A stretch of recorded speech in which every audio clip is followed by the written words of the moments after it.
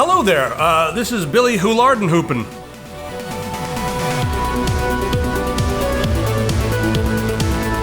So today we have a show lined up for you. Just let me tell you, we're going to talk about the end of the earth and artificial intelligence and some other big secret things. Just watch the show to the end. AMD. So a new leak has been leaked. Is that what leaks do? They leak? So yeah, there's a leak talking about the new Ryzen chips, the new server chips, the EPYC chips. Possibility of those things having 64 cores and 128 threads and 256 megabytes of the L3 cache. That's like what you'd expect from like 3 or 4 cores in a server in one chip. Now, in order to do this, they're going to have to be moving to the 7 nanometer manufacturing process. And, there's a lot of speculation. Is this real? Could it really be? And then who knows what the actual frequency would be at that speed. If you're dealing with 7 nanometer, and you're also dealing with that many cores, it's probably going to generate a lot of heat. So you'll need custom cooling solutions. And the thing that's got me thinking is like, okay, the frequency can't be too extreme, can it? Because, you're dealing with tiny spaces with lots of electricity moving around and that many cores. That's going to have to be, I'm guessing it'll have to be around the 3 gigahertz mark at maybe a little over that at turbo. Maybe a few cores will turbo up, but who knows? Razer has released a new phone. There it is, the Razer Phone. I'll go ahead and have this video going in the background, whatever, because the Verge has that's pretty bokeh in the background. Dimitri, how about that? Do you like it? So it's this really square device with some pretty extreme, pretty extreme specs. Check it out, 8 gigs of RAM. 64 gigabytes of expandable storage, like that expandable storage, 4,000 milliamp hour battery and a Snapdragon 835 plus dual 12 megapixel cameras on the back, and it's a f1.8 lens, and then there's a telephoto that's a 2.6 lens, so that's all that stuff is on there. No headphone jack. They've got a really nice, I guess it's like maybe it's THX certified, THX certified audio dongle you can plug into this that'll give you your audio. But I want to know out there, a lot of people immediately like, and I'm one of those people who like immediately I saw this and I was like, nice specs. I actually kind of like the blocky phone. It's nice and all that stuff. I don't like the really, look at all these curves and all that stuff. I don't really care about that. But so what do you guys think of the style of this phone first? $700, is that going to be too much for this? The features, they call it a gaming phone, but I don't know. It's just a high spec phone. They always try to brand everything as being a gaming phone, but I don't know. Whatever. Do you guys really care that much about the headphone jack? A lot of phones are moving away from it. We're seeing it on multiple different brands now, and this is the latest to come out with no headphone jack, but a dongle that's going to cost you some money, but it's THX certified sticker on the box. I'm seeing a lot of this as being a reason to upsell. Upsell, sell those accessories. OnePlus just, posted a little thing teasing their next phone, and of course you see their headphone jack. Now, I know a lot of you guys are going to be like, yeah, they're going to get a headphone jack, but the screen's going to be upside down and backwards, and they're going to like siphon our data off and like spy on us. OnePlus is this really smart company that does a lot of dumb things, in my opinion. I don't think they're quite a dumb company yet, because they make a lot of interesting choices, and they do make decent phones with nice operating systems. But the last couple of iterations have had the camera on the OnePlus 5. I'm just not getting into that, and then no expandable storage. And then the weird screen issues did not bother me, and the thing that really bothered me about it was the spying behind the scenes, phone and home. So you can turn that off, but still that's kind of disconcerting. Anyway, they're going to have a headphone jack on their next phone. Maybe they'll fix some of the issues that people had with the last phone. And then Microsoft, not even making phones anymore, but they have just patented a way to fit a 3.5 millimeter jack into something that's smaller than that. Check it out. Here it is. These very simple little drawings here of a circle fitting into an area that's not as big as it. They're actually patenting this. So now, what this is telling me is that Microsoft is not in the phone business anymore, but they want to be like, listen, all you guys out there who are making really thin phones and still want to have a headphone jack, we thought of that and put it in a patent, and now you gotta pay us. Now they're all related to Bill Cosby. Pudding pops! I will touch you. I don't know how that goes. So I think Microsoft's going to be trying to put their hands in everyone's pockets to get a little bit of change in everybody's pockets. I can't do Bill Cosby impersonations. But what this could do, if Microsoft gets a patent for this, Well, all the other companies are going to be like, you know what? I really don't feel like paying Microsoft $10 to put a stupid headphone jack on my really thin phone, so we're going to also no longer have headphone jacks. Microsoft, if this makes the entire industry move away from headphone jacks, I'm going to drive up to Redmond and I'm going to give every single one of you guys a spanking. You guys ready to talk about some artificial intelligence? Eric Schmidt from Google, of course, right? He said that we really need to get our act together when it comes to AI because China, competition with China, is getting really tense. And in the next few years, they've got a goal, and their government is involved in this. Their goal is to be the world leader in artificial intelligence by 2030. So that's what China's up to. And Eric Schmidt has looked at some of the stuff and been like, guys, we gotta get back to work here. He's also said he thinks if any true AI comes out of it, it'll probably be from their team, DeepMind, that worked on the AI that mastered Go and all that sort of thing. But China's doing a lot in this area, and that brings me to my next point here, and that's Stephen Hawking. It's loud. So Stephen Hawking recently had something to say about artificial intelligence, and he's warning everyone that, listen, when we invent artificial intelligence, it could be a major thing for humanity. It could be the end of disease, it could be the end of so many different things, the end of poverty. All these things could be achieved by coming up with true artificial intelligence, but if we don't have safeguards in place, it could also be the end of the human race as we know it. We could become either cyborgs or become obsolete. Once AI becomes self-aware, it's going to be something totally foreign to us because it will have evolved outside of the normal realm of evolution. We have all these responses built into us, right? So like if you love someone or you want to have sex with someone, that's because you want to forward the species. It's part of our evolution. You look at them and you're like, hey, that person's cute. What's really happening inside you is an evolutionary response to forward the species. All these things are built into us, but they will not be built into robots. And that's why you have all these romantic movies where people fall in love with robots and all that sort of thing. We try to think of everything in this like human context, but that's not the way it is. Robots will have nothing human about them other than the fact that we created them. They won't have the whole breadth of evolution. All they're going to have is how we raise them, how we teach them, how we train them. So we have to be really careful when it comes to these robots, guys. Or else we gonna get it. All right, guys, so here's the thing. We've been talking about all these safeguards and stuff, but really, the problem with artificial intelligence is that we can sit back and be like, we're going to implement some safeguards. And, America can do that. The EU can do that, something like that. But all it takes is one country being like, we're freaking smart, China. Even Iran's got some really smart, scientists, as mentioned here by Eric Schmidt. Any of those countries can be like, we're moving forward, screw you guys. And then they have the artificial intelligence advantage. Now, what you guys don't know is what's really been happening underground. So China's been working together with a number of other countries, and they have been developing artificial intelligence underground. And this is not the artificial intelligence that you get with, websites like Baidu and stuff like that. This is like real learning. And they've been developing this, this mega computer. They haven't actually told us about everything. I've been there. I know what's going on. I heard it from a guy on the street corner who was a shaman of some sort. They have all this stuff developed underground, and they release it to the public as they think the public can handle it. They've already got all this stuff worked out right now, guys, and it may be getting out of hand. My sources from that guy on the street corner in China who's a shaman tell me that it is possibly out of control and taking over slowly. From now on, when you see a news report from that part of the world, do not trust that the person talking to you is human. Do not trust that what you're hearing is real. Could be a robot, could be artificial intelligence, and it could be, really, really, really good CG. That's the first step. Next step, this stuff's going to spread like a virus. It's online, and it'll be everywhere. All right, it's enough of that. Let's joke around about the FCC for a little while. So right now there's the whole FCC Net Neutrality thing, and they've had like an open forum on their thing where you can go in and comment saying whether you're for or against net neutrality. And a lot of the people coming out against net neutrality have been just fake.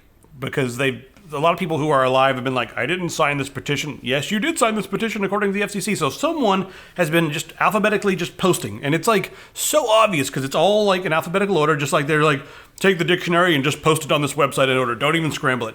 What's even weirder now is that a number of the people that are coming out against net neutrality are dead.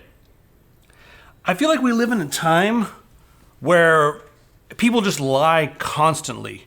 The president lies constantly. The press lies constantly. Everyone just lies constantly. And it's kind of like we're like, okay. It's so egregious and so blatant that it's like we don't have time for it anymore. It's like, yeah, whatever. I mean, just keep moving. Like someone could walk into a room and be like, kill all the people with red hats. And then the press be like, hey, what did you mean when you said kill all the people with red hats? And they're like, I never said kill all the people with red hats. And that's the end of it. No one questions. They're like, okay, I guess we'll move on from there. That's kind of how blatant this stuff is these days. How is it in your country? Just a reminder real quick, guys. The free Windows 10 upgrade from Windows 7 and Windows 8 is going to be ending, I believe it's on the 31st of December. So, Pistol, you need to upgrade your system to Windows 10 immediately. She's editing this thing, I believe, on Windows 8 right now. This is just this article's just to tell her to freaking upgrade. Oh, yeah, there's gonna be like some awful thing on the bottom of the screen right now.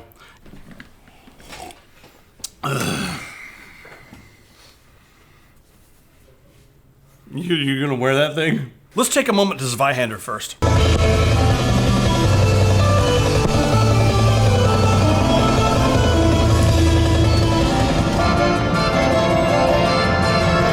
Yes, quoted here.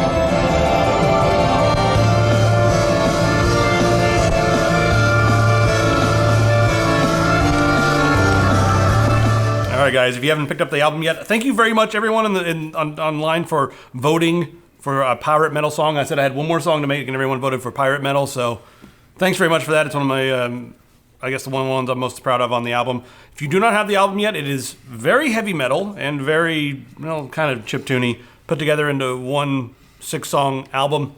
If you're someone out there who was like, what about all the, synth-wavy songs I've been hearing on the videos? I don't know why they've got that voice, but I love that voice. If you're someone like that, that album will be coming out later with it'll be a longer album, like 10, 12 songs. But I wanted to make a metal album, so I just made one. All the songs were made in the month of October. It's good, and I'm not just saying that because Logan's my boss. He's saying it because I'm his boss and I threatened him. Once I say good things about the album, then my chain will be released from under this table, and I'll be allowed to go home. So, GameStop is basically turning into Blockbuster. That's kind of...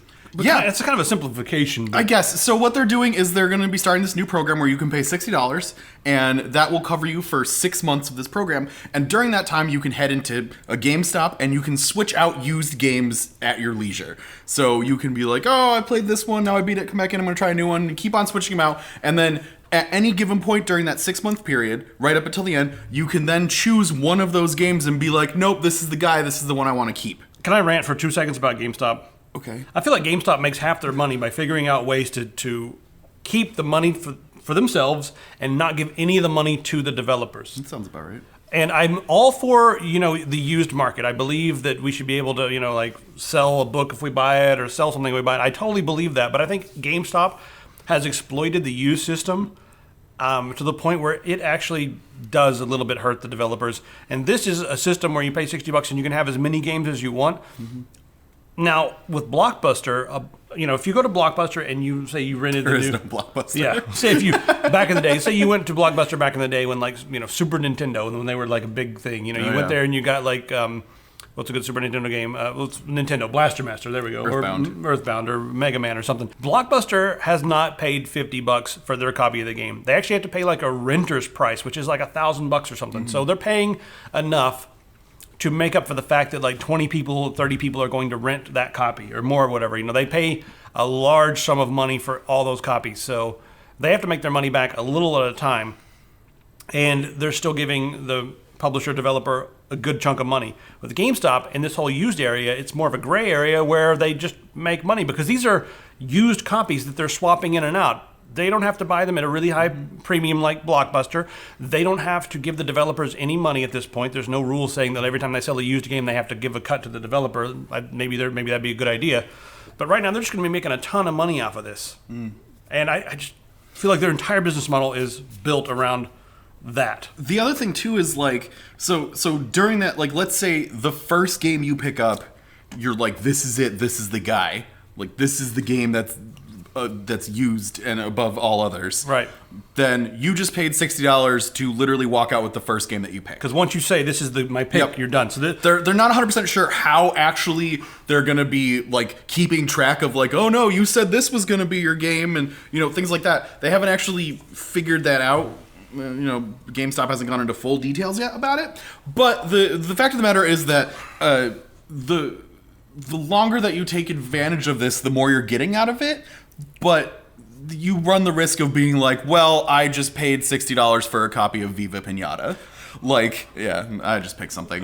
But so they're making money from that angle. yeah, the other thing too is that you have to go to a GameStop to do this. Like, we now live in an age where things are very convenient and can be digitally downloaded to you for whatever you need so that you don't have to get up off your ass and do these things. So now they're kind of like taking 2 steps back to bring you all the way back to a GameStop. I don't know about you, but I have to go through a little bit of a hassle to get to a GameStop. Like, it's not easy just to like... I think they know that. I think Yeah. they know that a lot of people are getting comfortable with just buying things online or buying things from the App Store, or buying things from Steam or buying things from GOG.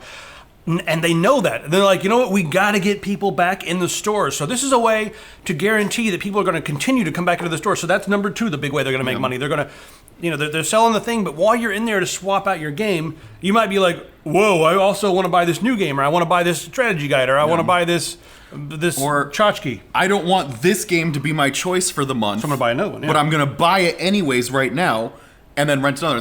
So now I've paid you $60 and I'm paying you another $20 for this game.